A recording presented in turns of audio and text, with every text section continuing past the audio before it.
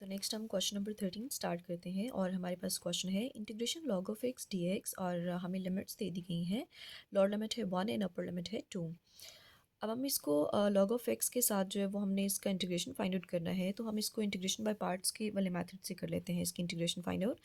तो हम यहाँ कर लेते हैं log of x is 1 time. So हमने एक फंक्शन को जी ऑफ एक्स ले लेना है और एक को एफ ऑफ एक्स ले लेना है। तो हम लॉग ऑफ एक्स को हम ले लेते हैं एफ ऑफ एक्स। हम इंटीग्रेशन बाय पार्ट्स वाले मेथड से इसको सॉल्व करेंगे।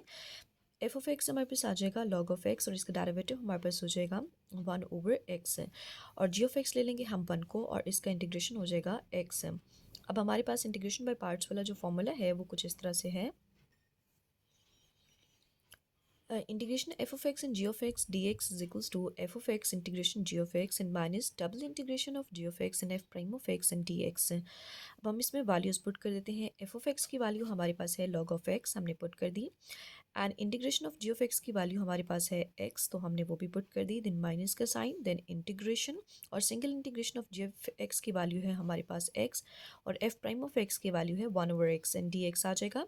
ब्रैकेट क्लोज करके हम लिमिट्स मेंशन कर देंगे। तो यहाँ ये एक्स एक्स से कट जाएगा, इसको हम लिख लेते हैं x and log of x and minus यहाँ पर 1 जस्ट रह जाएगा 1 डी एक्स और 1 डी एक्स का इंटीग्रेशन हमारे पास होता है एक्स और ब्रैकेट क्लोज करके हमने लिमिट्स लिख दी। अब हमने लिमिट्स की वैल्यूज़ को अंदर पुट कर देना है। तो यहाँ हो जाएगा सबसे पहले चूँकि अपर लिमिट 2 है, सो हम इसी को पुट कर लेते हैं 2 log of 2 and -2, then minus के साइन एंड अब हम लोअर लिमिट पुट करेंगे।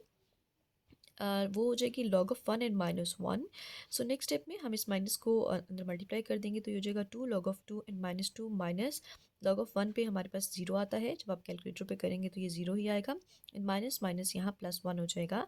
सो नेक्स्ट स्टेप में हमारे पास आंसर आ जाएगा 2 लॉग ऑफ 2 एंड इस 2 में से ये 1 माइनस कर देंगे तो -1 हमारे पास आ जाएगा क्वेश्चन नंबर 13 का आंसर। नेक्स्ट हम क्वेश्चन नंबर 14 स्टार्ट करते हैं और हमारे पास क्वेश्चन है इंटीग्रेशन ब्रैकेट में e power x/2 and minus e power -x/2 and dx। अब हम इंटीग्रेशन को इन दोनों पे सेपरेटली अप्लाई कर देते हैं। Integration E power x/2 dx and minus integration E power -x/2 and dx और हमने लिमिट्स को भी दोनों पे मेंशन कर दिया।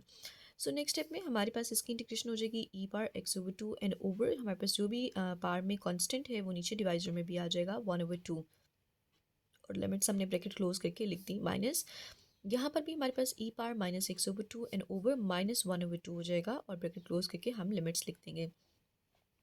सो नेक्स्ट स्टेप में हमारे पास ये जो नीचे कांस्टेंट है इसको हम बाहर लिख लेंगे और यहाँ डिवाइड हो रहा है तो मल्टीप्लाई होकर ये सिंपल यहाँ पर 2 आ जाएगा।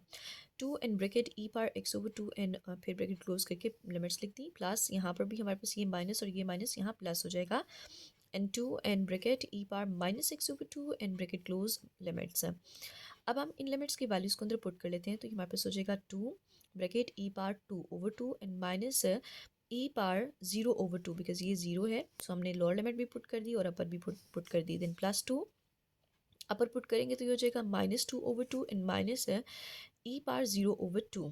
सो नेक्स्ट स्टेप में हमारे पास यहाँ आ जाएगा ये 2 से कट के जस्ट 1 आ जाएगा, तो 1 तो लिखा नहीं जाता। सो 2 इंटू ई एंड माइनस है ई पावर जो है वो 0 पे हमारे पास 1 आता है। आप कैलकुलेटर पे इसको फाइंड कर सकते हैं। देन +2 यहाँ पर ये हमारे पास ई पावर -1 आएगा, तो इसको हम नीचे लिख लेते हैं ताकि इसकी पावर पॉजिटिव हो जाए। ये 1/e आ जाएगा एंड माइनस यहाँ पर अगेन ये 1 हो जाएगा। सो नेक्स्ट स्टेप में हमारे पास ये इसको हम मल्टीप्लाई कर लेते हैं। ये हो जाएगा 2e and -2 and +2/e and -2। So next हम इस तरह से करेंगे कि ई वाली वैल्यूज़ को हमने एक साथ लिख लिया 2e एंड +2/e और इन दोनों कॉन्स्टेंट्स को हमने आपस में ऐड कर लिया, तो ये हो जाएगा -4। नेक्स्ट स्टेप में हमने एलसीएम ले लेना है। ई हमारे पास एलसीएम में आ जाएगा और ये यहाँ इसके नीचे कोई हमारे पास जो है वो डिनोमिनेटर नहीं है, सो ई ऊपर मल्टीप्लाई हो जाएगा तो ये हो जाएगा 2e² एंड +2 ऐसे ही आ जाएगा और यहाँ पर भी ई मल्टीप्लाई हो जाएगा तो ये -4e आ जाएगा। उसी नेक्स्ट स्टेप में हम ऊपर वाली जो वैल्यूज़ इनमें से 2 कॉमन ले सकते हैं, तो हमारे पास हो जाएगा e² +1 एंड -2e/e। तो ये हम लिख सकते हैं इसको 2/e और यहाँ पर ये हमारे पास फॉर्मूला क्लोज हो जाएगा किसका, e-1 का, e-1 होल स्क्वायर बिकॉज ये a² है, ये +b² एंड -2ab। तो ये हमारे पास फॉर्मूला क्लोज हो जाएगा 2/e into e-1 whole square. तो ये हमारे पास क्वेश्चन नंबर 14 का आंसर आ जाएगा।